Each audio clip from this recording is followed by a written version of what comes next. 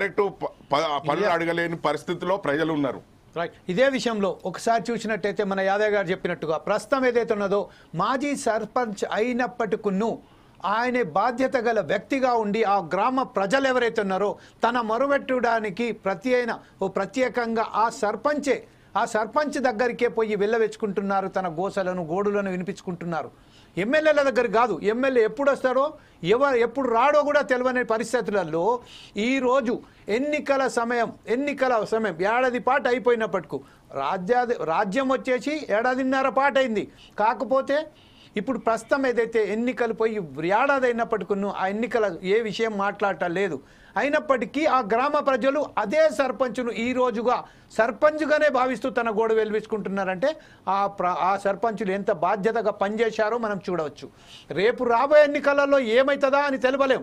కాకపోతే ప్రస్తుతం ఏదైతే ఉన్నదో ఈ రేస్ కార్కు సంబంధించిన గత ప్రభుత్వం నిర్వహించిన ఈ రేస్ కార్ను విమర్శించిన ప్రభుత్వం లక్షల కోట్ల రూపాయలు అక్కడ వెచ్చించి ఈ రేస్ కార్ నిర్వహించింది. ఎవరి కోసము, దేనికి అభివృద్ధి చేస్తాము అని చెప్పిన ఈ ప్రభుత్వమే ఈరోజు మిస్ వరల్డ్ కాంపిటీషన్ హైదరాబాద్లో నిర్వహించి కోట్ల రూపాయలు వెచ్చించి మిస్ వరల్డ్ కాంపిటీషన్ నిర్వహిస్తున్న ఈ ప్రజలకు ఎలా సమాధానం చెప్తారు అని మీరేమంటారండి ఈ విషయంపై? నేను ఒకటే చెప్తున్నా సార్, అందాల పోటీలు అనేది మన భారత సాంప్రదాయం కాదు. ఇంకోటి తెలంగాణ సాంప్రదాయం అసలే కాదు. ప్రభుత్వం ఏర్పడిన తర్వాత తెలంగాణ తల్లి రూపురేఖలు మార్చి ఒక దీనస్థితిలోకి తల్లి కనిపించే విధంగా ముఖ్యమంత్రిగా రేవంత్ రెడ్డి గారు ఈనాడు ఆ ఫోటోను చూపించడు.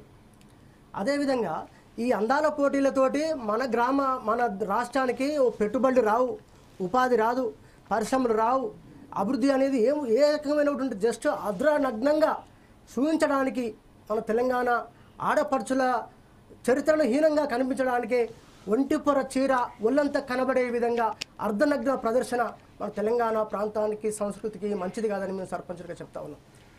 అయినా కూడా ఆ పోటీ నిర్వహించి 200 కోట్లు దుర్వినియోగం చేసినట్టు మొన్నటిదాకా ఏమంటుండే ముఖ్యమంత్రి గారు, మా దగ్గర ₹1 లేదు, నన్ను కోసుకొని తిన్నా కూడా నాకు అక్కడ పైసలు లేవని చెప్పింది. ఇవాళ మేము సర్పంచులుగా మేము ముఖ్యమంత్రి గారిని ఒకటే మాట అడుగుతూ ఉన్నాం. గత ప్రభుత్వంలో గత సమైక్య రాష్ట్రం నుంచి మన తెలంగాణ రాష్ట్రం వచ్చినప్పుడు 28,000 కోట్ల పైచలకు అప్పును ఈ రాష్ట్ర ప్రభుత్వానికి, తెలంగాణ రాష్ట్ర ప్రభుత్వానికి చూపించి వెళ్ళింది ఆ ప్రభుత్వం, సమైక్య రాష్ట్రం కాంగ్రెస్ ప్రభుత్వం. అట్టి బకాయిని వచ్చినటువంటి ముఖ్యమంత్రి కొత్తగా ఏర్పడినటువంటి కేసీఆర్ గారు అట్టి బకాయిని చెల్లించిన తర్వాతనే సంక్షేమ పథకాల వైపు దారితీసిండు.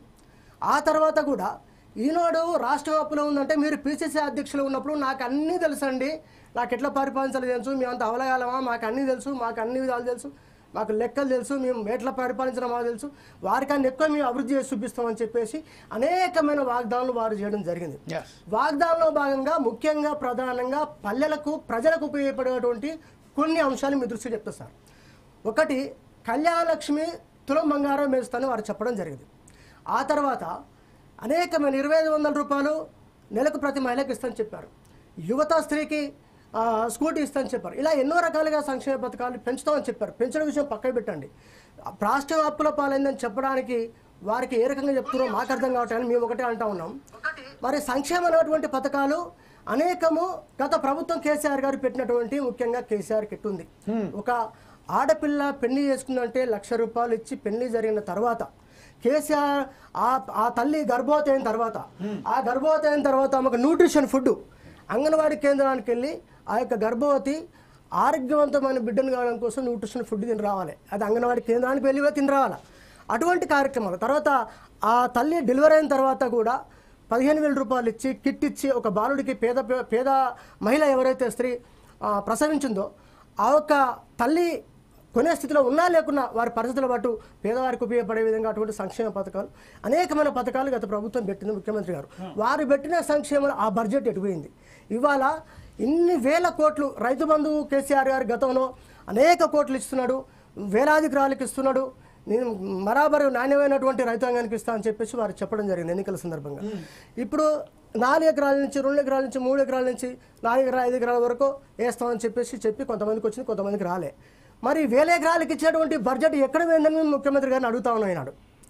మా సర్పంచులకు వాడికి వచ్చేవారికల్లా మీరు గత ప్రభుత్వం చెప్తా ఉన్నారు కదా, మరి గత ముఖ్యమంత్రి గారు ఇచ్చినటువంటి బకాయి ఏదైతే రైతాంగానికి ఫుల్గా ఇచ్చినటువంటి నిధులు, పూర్తి స్థాయిలో ఎకరాలకు ఇచ్చినటువంటి ఏదైతే నిధులు ఉన్నాయో అవి మీరు కోత పెట్టరు కదా, మరి ఆ పైసలన్నీ మరి ఇప్పుడు ఈనాడు ఎందుకు మీరు నిల్వలు చూపించి మాకు బకాయిలు ఇవ్వడం కాదు, అనేకమైనటువంటి ఈ యొక్క సంక్షేమ కార్యక్రమాలకు ప్రజలకు చెందే విధంగా మీరు ఎందుకు చేయలేకపోతున్నారు అనేది మేము ముఖ్యమంత్రిని అడుగుతా ఉన్నాం. ఇంకో విషయం సార్, రాష్ట్రంలో సంక్షేమ పథకాలకు వారు ఇచ్చిన హామీలు కాకుండా కేసీఆర్ గారు చేసినటువంటి సంక్షేమ పథకాలు కోతలు పెట్టినటువంటి బడ్జెట్ని నిర్వీర్యం చేసే విధంగా ఈ ప్రభుత్వం ఉన్నది. మేము ప్రభుత్వాలకు పాలకులు వ్యతిరేకం కాదు సార్.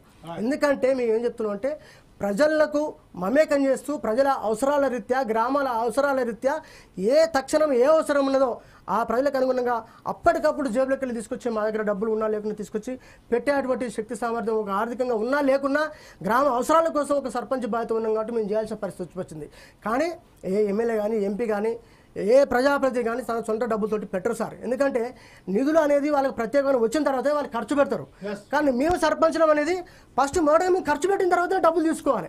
ఇదేమో దౌర్భాగ్యం, లక్షలు పెట్టాలి, వాళ్ళు ఏరుకోవాలి. ఇటువంటి దౌర్భాగ్యమైన పరిస్థితులు మేము ముఖ్యమంత్రి గారిని మేము కోరుతా ఉన్నాం.